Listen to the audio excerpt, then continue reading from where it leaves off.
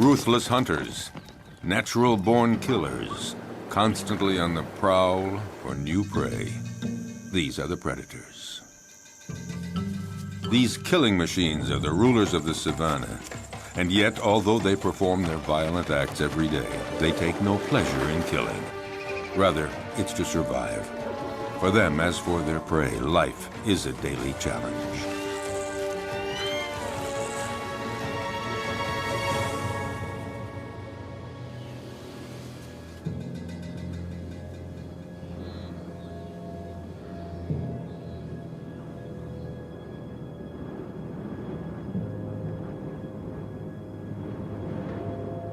In the African savanna, right at the top of the food chain, are many species of big predators. Among them, the crocodile. The only survivor of the dinosaur era, a crocodile can be virtually invisible to its prey. He will lie in wait, submerged, motionless, even for hours.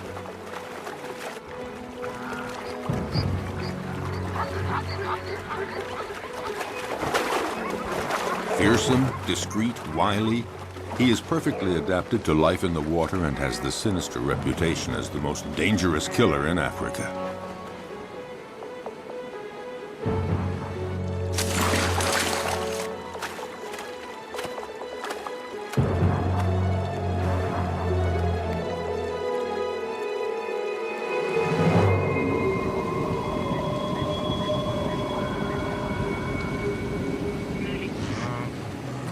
Predators have an essential part to play in the functioning of their ecosystems.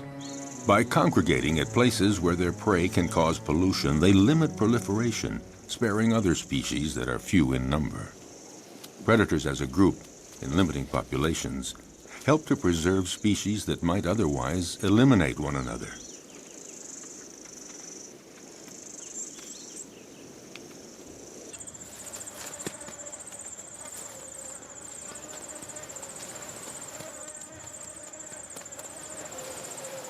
In the end, nature is well managed, because any given area always has just the number of predators it can handle, and no more.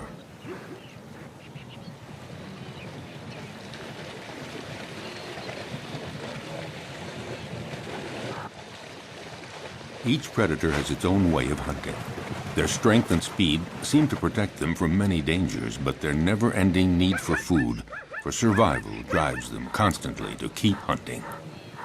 Even when prey is abundant, chances of success are never sure. Often it depends on the strategy of the attack.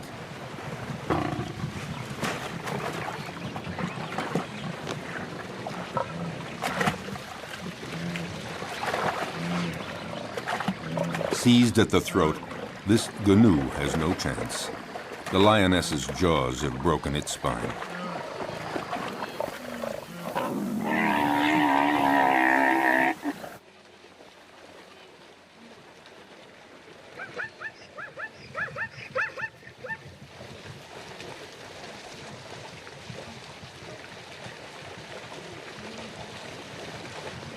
But the lioness can't lift her prey out of the water because the creek became too muddy during the dry season.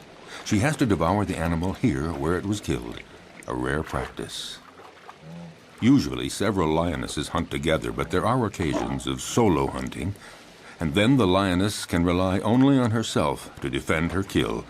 The prey has barely been taken when other predators start pointing their snouts toward the meal. Yes, it is not enough to hunt down and kill your prey. You have to defend it too.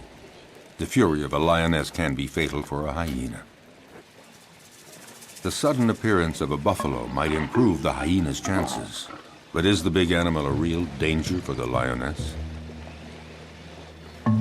The buffalo keeps approaching, trying to frighten the lioness away from her kill. The herbivorous avenger forces the lioness to flee up a tree. High up in the acacia tree, she keeps a needle-sharp watch on what is happening below. Finally, the buffalo lets the lioness come down, and the hyena sees his chance evaporating. In fact, the hyena gives up. The lioness could return to the dead prey at any moment to finish her meal. No, the hyena would rather try elsewhere, where a family of cheetahs is hunting in the area. At one point, the contest threatens to become fierce unless the hyena is content to be a little patient.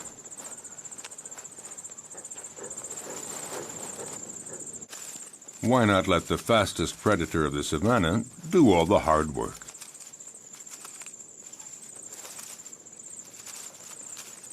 The female cheetah hunts alone because she can't count on her progeny.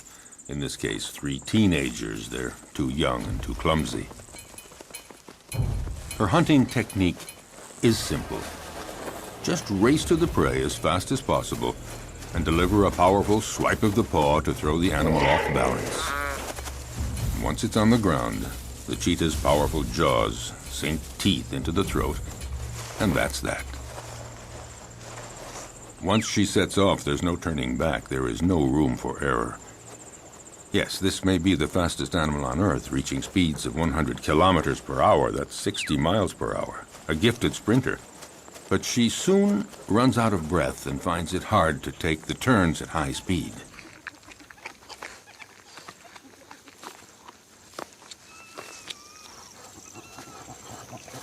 She expends so much energy all at once that she needs a breathing space to recover, and these are precious minutes.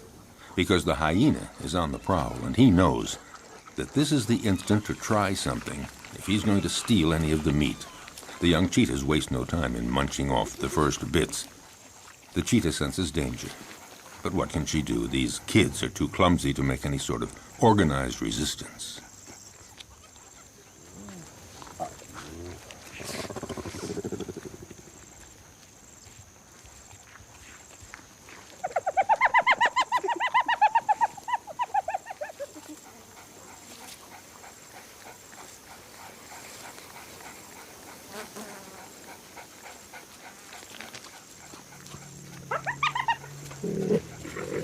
Their mother tries to put up a half-hearted bluff, but she knows that she and her offspring can't do anything against the hyena's terrible jaws and teeth, especially now with the smell of blood in the air.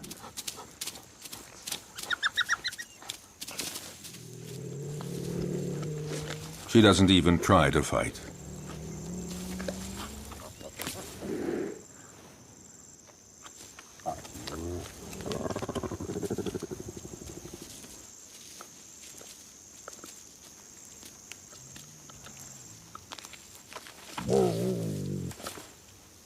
Her big meal is not for today.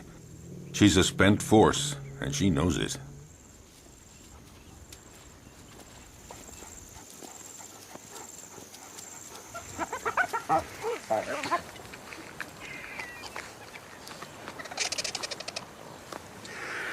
The scent of blood draws many scavengers. They're not considered true predators because they eat animals that have already been killed by others. A real predator hunts down and kills live, fleeing animals.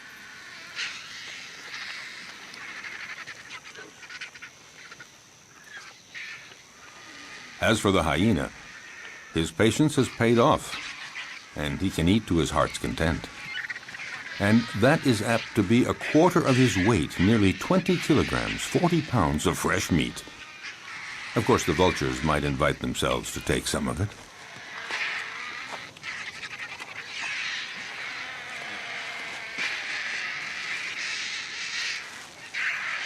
A jackal is prowling around, but he's no match for the hyena.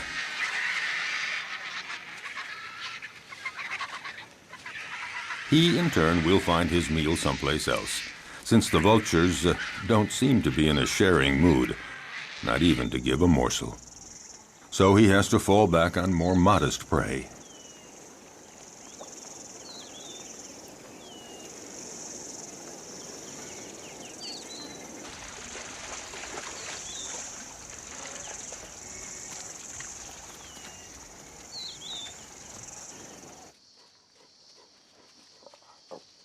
Lycans, or wild dogs, are also considered prodigious predators in the savanna, the equals of cheetahs and even lions. They're among the carnivorous animals that hunt during the day. To feed the family twice every day at sunup and sundown, they leave their lairs to hunt in packs. But they're not always successful, because they're often smaller than the animals they attack.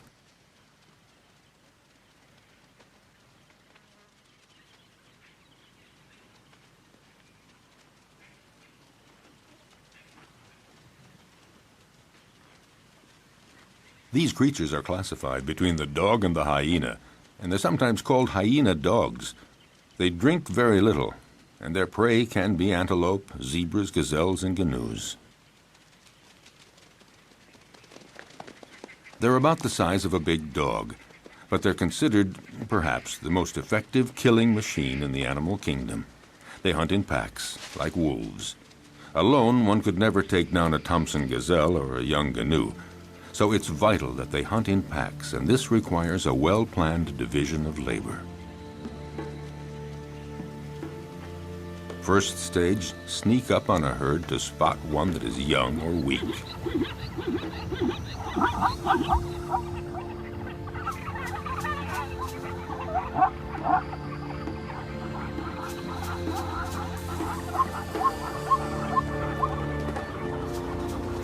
Next, chasing down in relays. They charge the herd to scatter it and isolate the victim. And when that one starts to flee, the wild dog at the head of the pack takes after it at speeds of 50 kilometers an hour, 30 miles per hour. Their strength is in their numbers. The chief directs the whole procedure, but actually getting the prey is seldom as easy as it first appears. They succeed in 2 out of 3 hunts. Zebras know how to defend themselves. Their hooves are hard horn, and they can use them effectively as powerful weapons against attacking predators.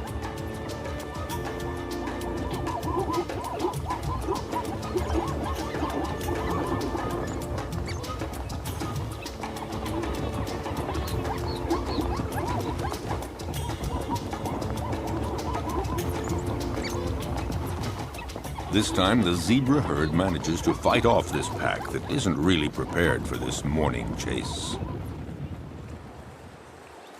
Herbivorous animals know how to put up a good defense. Elephants stand very tall, and they fear none. But the others have to learn the behavior patterns of their potential predators. They know when they're hunting and when they're not. So it's common to see a herd of zebras calmly munching plants just a few feet from a relaxing lioness. But the zebras are watchful all the same. The stallion stands slightly apart like a sentinel. When he senses danger, he alerts the others with a whinny. Instantly, they all form a group and they flee together, with the stallion bringing up the rear, where he can nip the legs of the slow zebras to make them keep up with the others. But the greatest danger for all of them is crossing a river, because it's there that crocodiles lie in wait. If crocodiles are seen as the most frightening predators on the planet, it's because they're not only clever and strong, they have another weapon: their patience.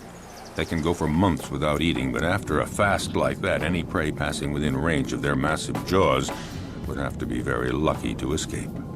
Armed with about 70 teeth, a thick body armor of scales, and powerful appendages that they can use to leap their full body length, their attacks are furious and frightening.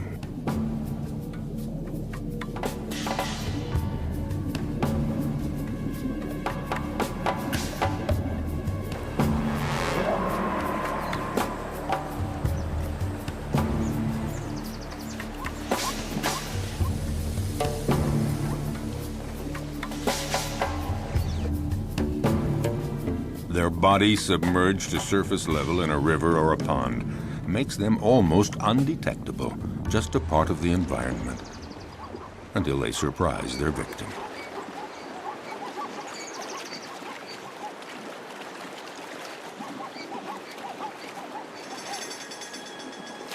Buffalo, zebras, antelope, these are perfect prey. And slippery shoreline mud or steep riverbanks often make it hard for the prey to get away.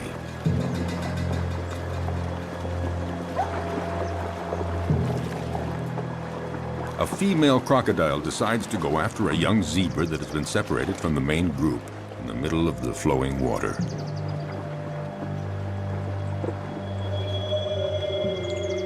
It's not a fair fight.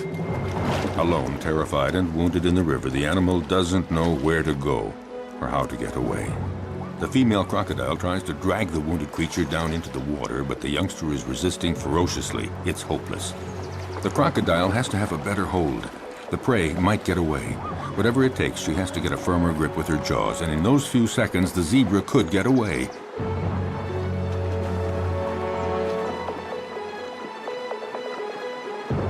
Suddenly, the vise is loosened.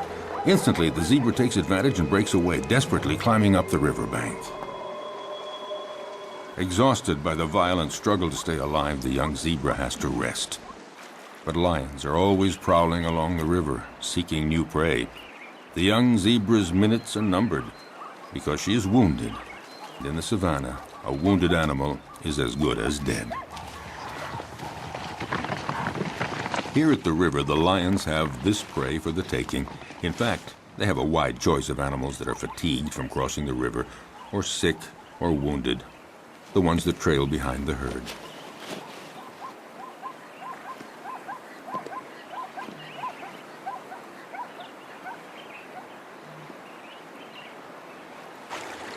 As for the crocodiles, they gather around the only crossing point for the animals. A zebra sounds an alarm to warn the others. But the crocodiles are well aware. They know all they have to do is lie in the water and wait. Sooner or later, the next grazing animals will give in to the strong temptation to cross.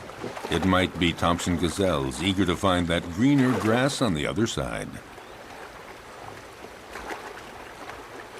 For them, crossing the river is a real adventure. They're too small to resist the current. They wait, hesitating to take the first step. But for all their fear and reticence, the lure of the wonders sure to be found on the other side becomes too strong. The ones motivated by frantic urges to migrate often pay for their audacity with their lives. Sharing meals is a well-established tradition among crocodiles. A female comes to the party, but the prey isn't big enough for two. You don't share a gazelle. Resigned to this, the guest has only to reach the riverbank and participate in a crocodile's favorite pastime, the siesta.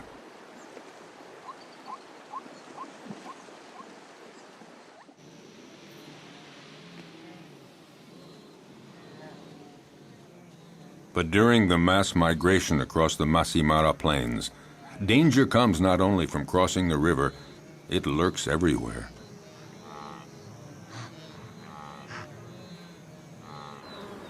A well-organized pack of wild dogs attacks a young canoe. It's encircled and separated from the herd. The predators then go at it fiercely, relentlessly, showing no mercy. The canoe is exhausted. It's time for the kill. At one point, the animal nearly falls to the ground. One of the wild dogs seizes a hoof. And finally, the creature drops. Often, the attackers will hold the muffle of the prey tight until it stops all movement.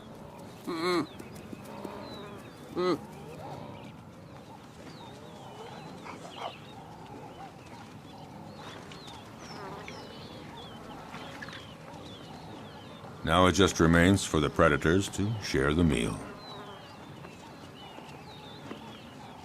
Back at the lair, a part of the meal will be regurgitated by the mothers to feed their young.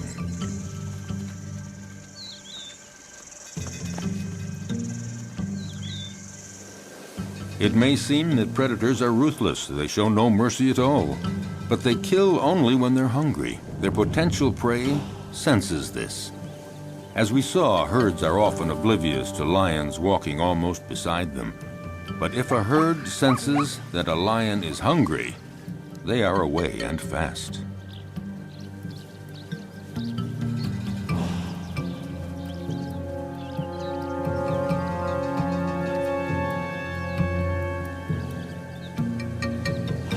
Yes, usually lions hunt in groups, or rather the lionesses hunt in groups. Males take no part in the hunting. They are content to feast on what the females bring in. What lions like most are canoes and zebras, the slower animals that are easier to run down, not the gazelles and antelope. Actually, hunting any animal is always difficult.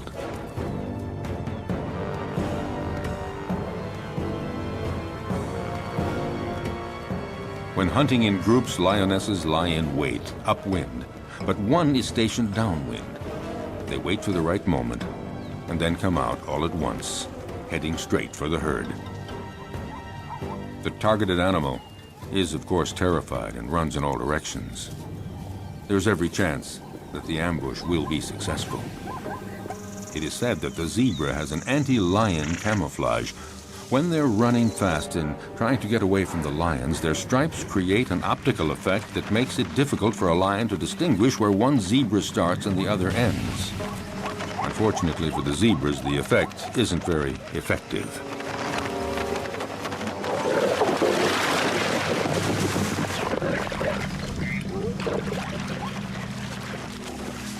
A lioness kills by strangulation, and it's a slow death. The victim tries to get breath. It might take 10 minutes before the animal dies. The success score for females that hunt alone is fairly low. It's about 17%, one kill in every 5 attempts. This makes the survival of the lion cubs fairly uncertain. It's not surprising that they prefer hunting in groups. Today, the lionesses and the cubs are eating as fast as they can before a male comes along to take his share. When a male is present, he is always served first. But this time, Mom and the kids will have full stomachs. All the same, the odor of the carcass draws famished hyenas.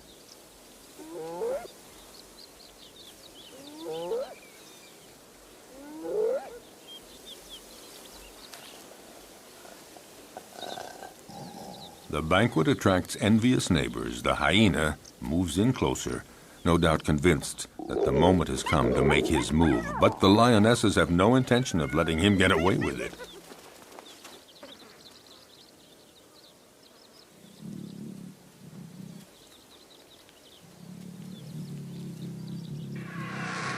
He's going to have to wait until the lion family has had its fill, and then he will move in to find they have left him a few bare bones.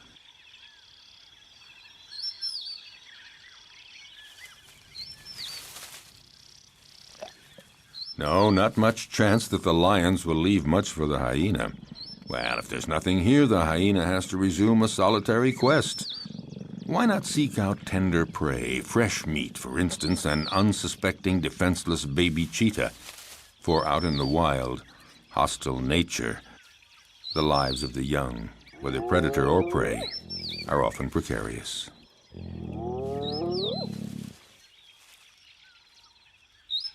However, the hyena just might have a difficult and dangerous fight with the mother. Intimidation, dissuasion, will he dare?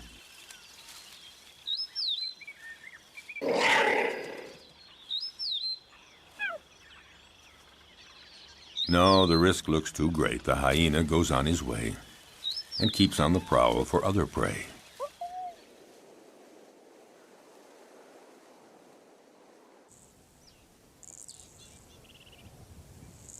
His courage seems to have deserted him for trying another attack.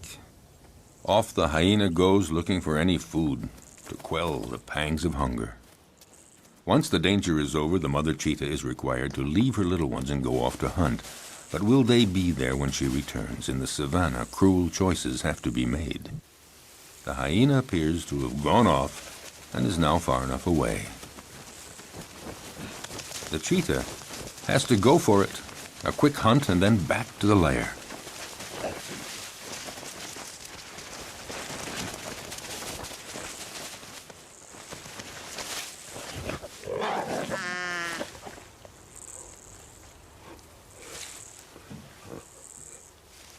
The hyena is watching all this.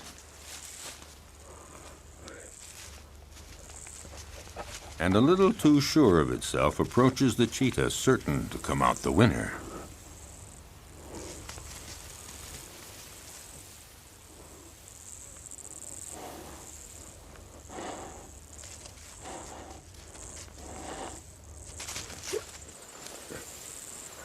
But just then, a new character walks on stage, one that was not expected, a lioness. This one is really sure of herself and determined to turn the situation to her advantage. Nobody dares attack her. The hyena and the cheetah are left on their own.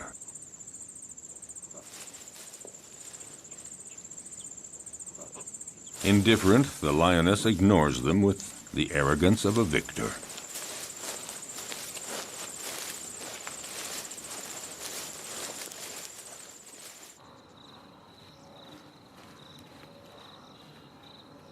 Vexed, the hyena, again, goes off to a safe distance. Out of breath, the cheetah isn't too sure that she'll have a meal today. She'd better just go back to her little ones, or maybe make one last attempt under the watchful gaze of the hyena, who more than ever is looking for his slightest chance. By now, other hyenas are present, curious to see how well the cheetah will do. With energy born of hopelessness, the cheetah begins a frantic chase in pursuit of a canoe, but she lacks conviction and is too soon out of breath.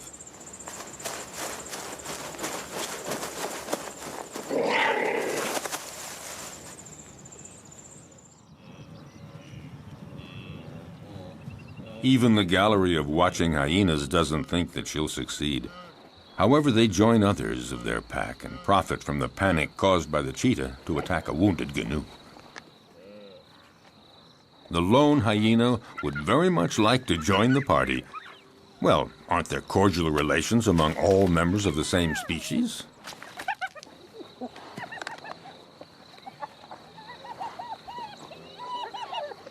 No cordial relations at all. A very strict social order determines relationships among individuals in groups of hyenas. The loner is not part of this group, so the dominant female directing the group chases him away in no uncertain terms.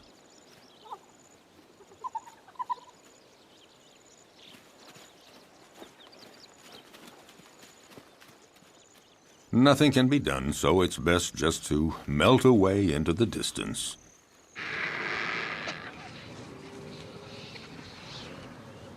The dry season is drawing to a close, and carnivorous animals are finding less and less game, and they're growing weaker. The hyena has been walking for a week, looking for food, doing anything to blot out the terrible pangs of hunger. He has just about enough strength to stand up and return to his lair.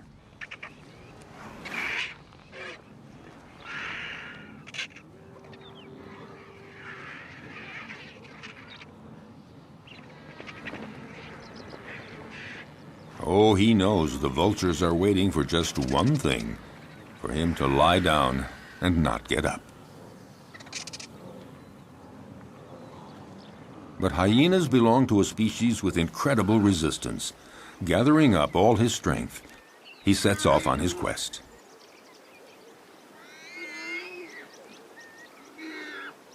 He isn't lucky and doesn't have the strength of a lion, but all the same, his plight isn't so bad compared to that of the warthog that the lioness has no hesitation in devouring while still alive.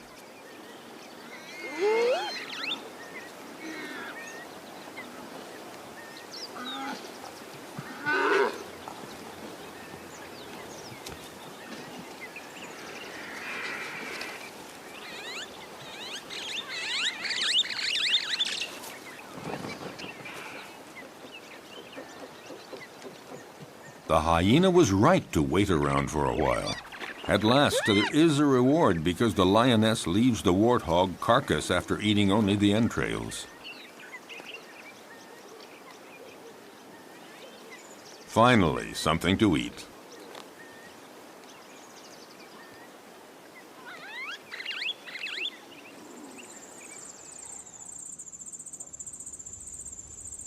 Even among lions, survival isn't always so easy, at least not for the cubs. They may be the offspring of the animal king, but their future is often compromised.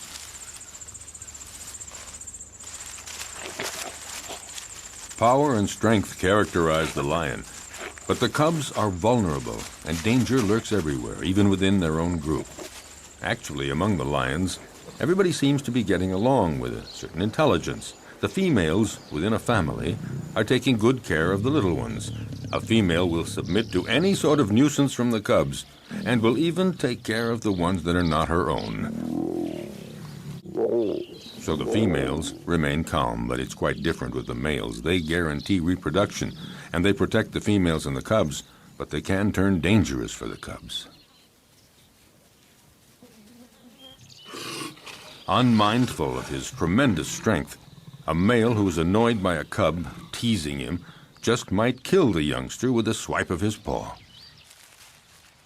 Lions like to live in a stable family group, and yet the young ones, especially the newborn, are always vulnerable. Prudently, a female about to give birth distances herself from the group and finds a lair where she can have her cubs. She wants to find a natural hiding place where hyenas and jackals and cheetahs can't get at the little ones, and to keep them safe from the male lions that might come to take them. A female may have as many as 6 cubs at a time, but only 1 in 5 will survive to adulthood. Cubs are most fragile during the first 20 months. Then they are young adults. The mother lioness has to leave her cubs in the hiding place and go out to forage for food, but she never knows whether when she returns she's going to find them dead or alive. Will they escape the prowling predators? The lioness is now isolated from her group, and she has to hunt alone. Her predatory hunting instincts have to overcome her maternal feelings.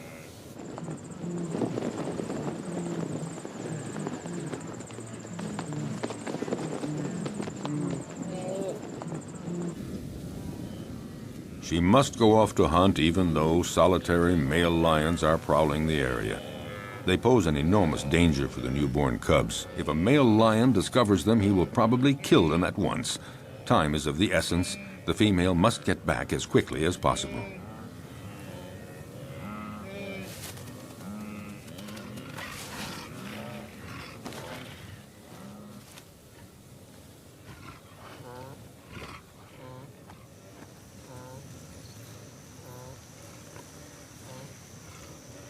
A lion, alerted by the noises, emerges from a thicket.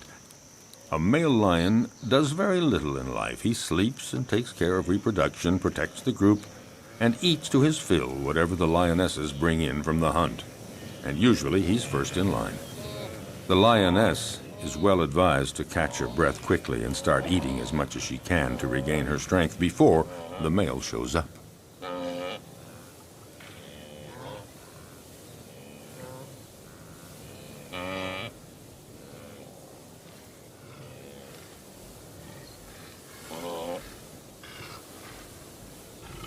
"5 kilograms, 10 pounds of meat every day. That's what every male or female lion requires for survival. But one might eat up to 35 kilograms, 70 pounds, at a single meal. The effort has been so strenuous, the lioness has to recuperate for a good 10 minutes before feeling strong enough to begin eating.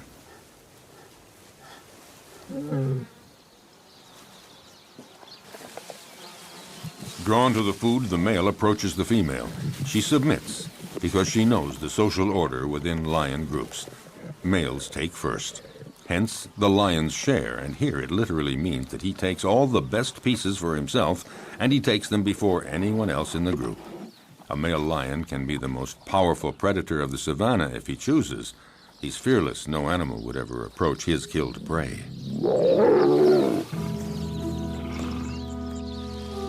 The lioness can only wait, resigned to the situation, and go off to her cubs.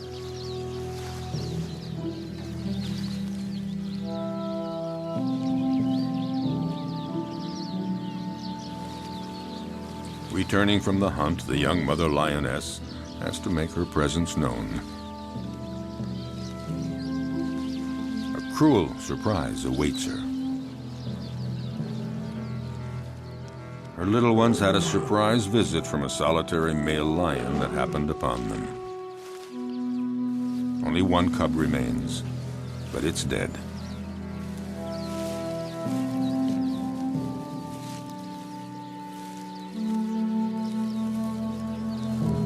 She takes it and wanders through the savannah for a long time.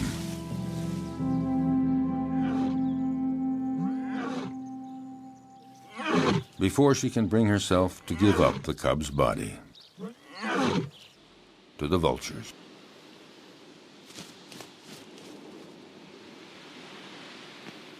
Accused of killing for pleasure, predators have incurred a bad reputation, and yet, for over half a century, many scientific studies have proven their usefulness.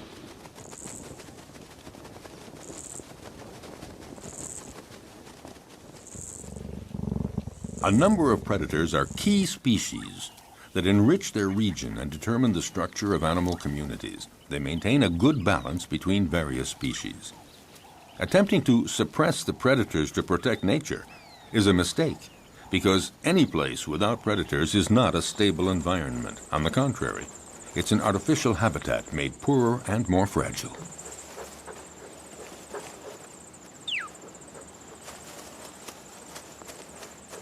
Following an implacable and ferocious law, by attacking the most vulnerable individuals, predators remove weak and sick animals from nature to the benefit of the stronger animals.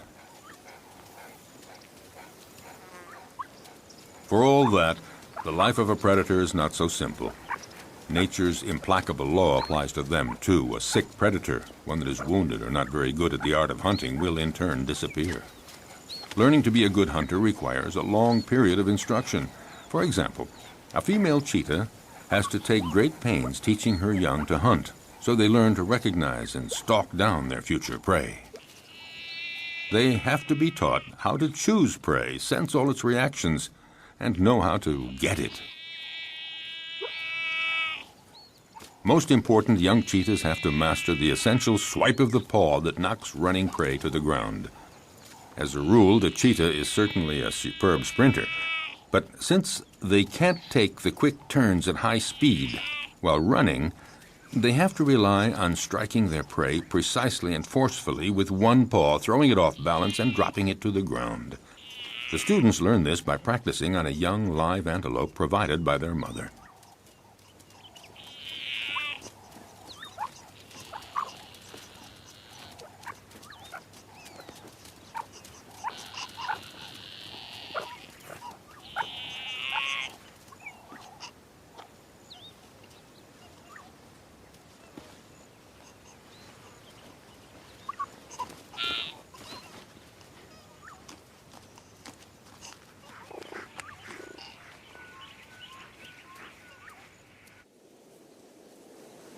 In the broadest sense, being a predator is feeding on other living creatures.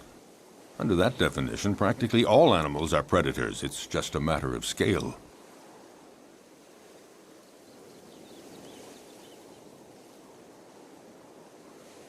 In the savannah, baboons are for the most part omnivorous, but sometimes they reveal themselves as accomplished predators. The males have no hesitation in attacking other mammals that they may encounter on their way.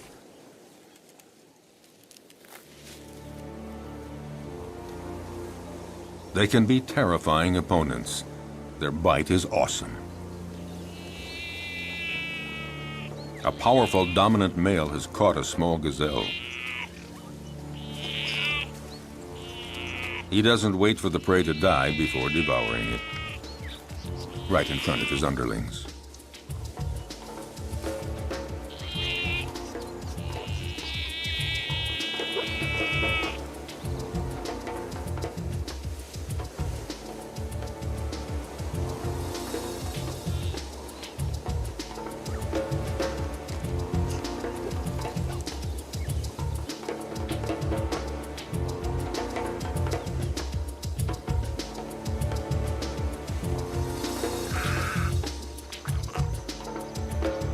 This male may leave a few scraps for others, but only after he's had his fill.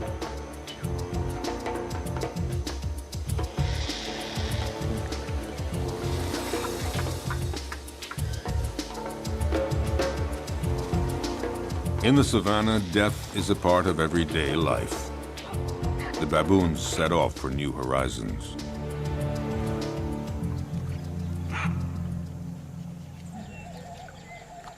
But predators are not limited to attacking weak herbivores. They devour other predators, and at every opportunity.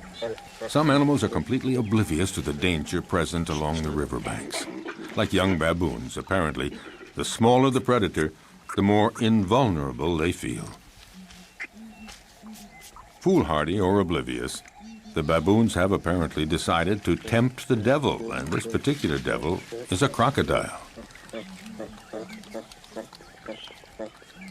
For the young ones, the game is approaching the riverbank as close as possible, but for the older ones, the most exciting provocation is in actually drinking from the river very close to a crocodile who's pretending to be asleep. It would seem that the one taking the greatest risk is matching himself against the most dangerous predator of the river. A youngster takes one chance too many and things get dramatic.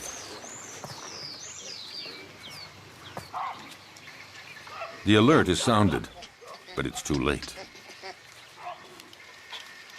The entire group looks on helpless, seeing the young baboon in the jaws of the hungry crocodile.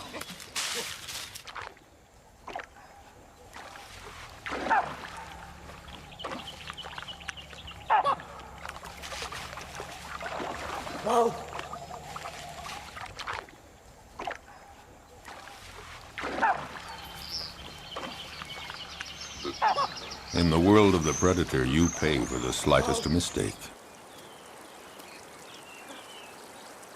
But along the river banks, the crocodiles don't always have it their way. Facing a hippopotamus, the law of the stronger and the bigger holds, and the hippos move right in to use their heavyweight position to provoke the crocodiles.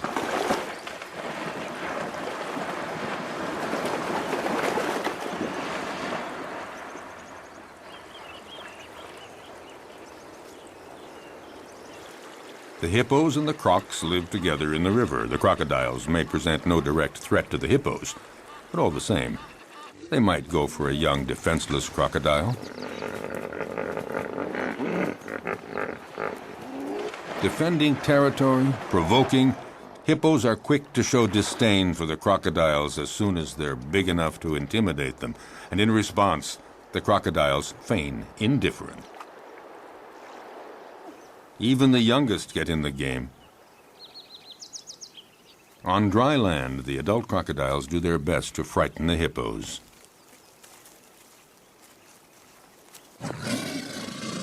They multiply their efforts, but the massive creatures don't believe a word of it, so to speak.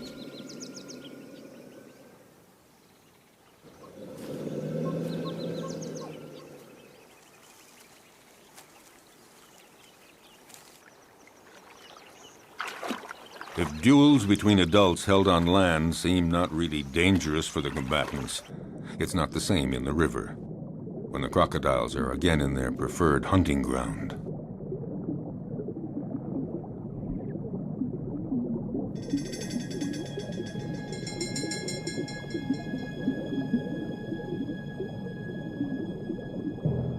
In the aquatic element, a crocodile is ruthless, facing a young hippo. Didn't realize how dangerous it is to get separated from the group.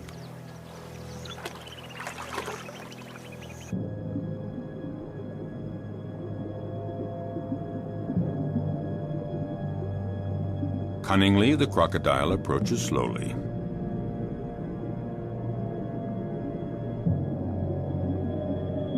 Very calmly, it pursues the prey, waiting for the right moment to strike.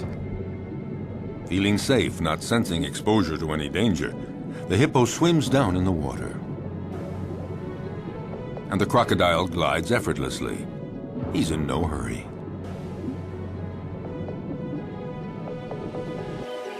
In this unequal pursuit, the two animals rise to the surface.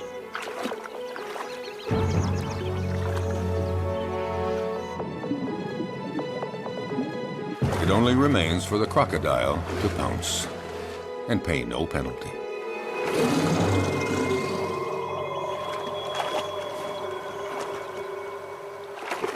The only place to satisfy a thirst is in the river, and that's where every danger lurks. But nature isn't fair. Some risk everything, others face virtually no danger. Take the giraffe, gaining considerable protection from its great height. Still, it's in mortal danger drinking at the river, because it has to spread its legs, and in this uncomfortable position, the giraffe is highly vulnerable.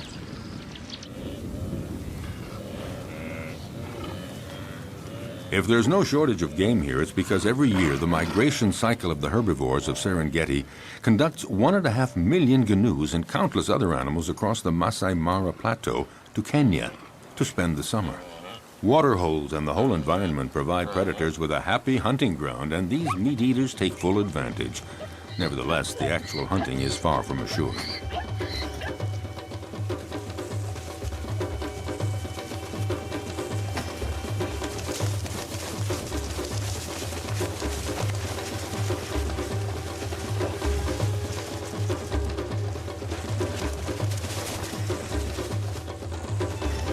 As always, some succeed and others fail, but it's not because there's no game.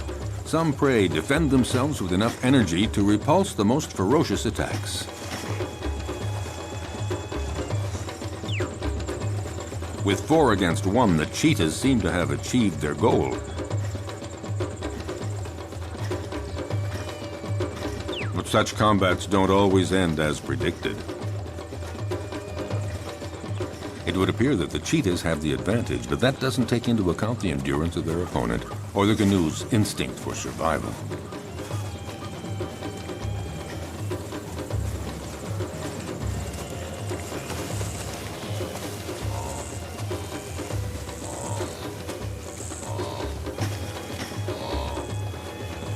Despite the ferocious attack he has endured, will the canoe's stubborn refusal to give in result in his eluding his attackers?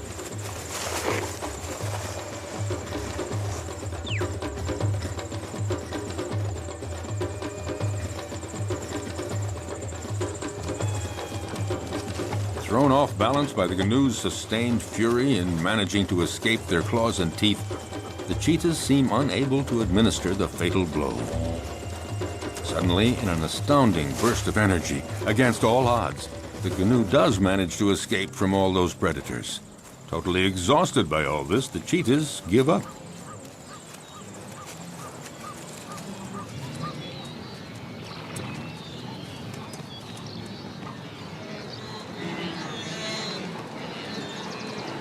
In this immense jumble of thousands of canoes and zebras and gazelles, as we have seen, the most fearful moments of their long migration trek come when they have to cross the river.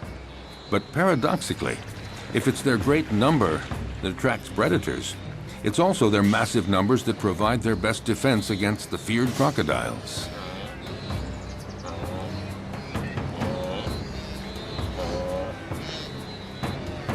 The canoes throw themselves into the river, where the crocodiles await them to conduct them to their doom. But there is such a density, so many animals churning in all directions. In this confusion of horns and hooves, the crocodiles are confused, unable to find a precise target. Some of them even stomp on crocodile heads in their frantic, panicky movements.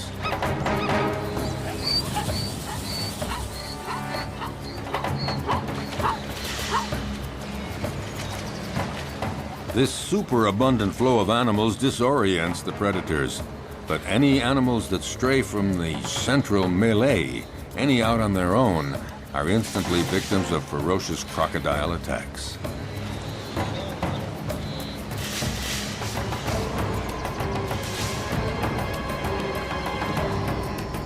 The prey is seized in a single leap, the victim rendered rigid by the pain of the bite, held firmly in those massive jaws, and the crocodile begins to devour the animal. Often several others quickly come to share the feast, unless the first crocodile can manage to plunge the prize to the bottom of the river. If there were not predators on the Great Plains of the African savanna, it would create a major imbalance in the proper development of the ecosystem. Nature creates a balance where each animal has its place in the food chain. All species reproduce and evolve according to a cycle that allows them to live together in the same territory. Without predators, some species would overdevelop to the detriment of others, possibly resulting in the extinction of species.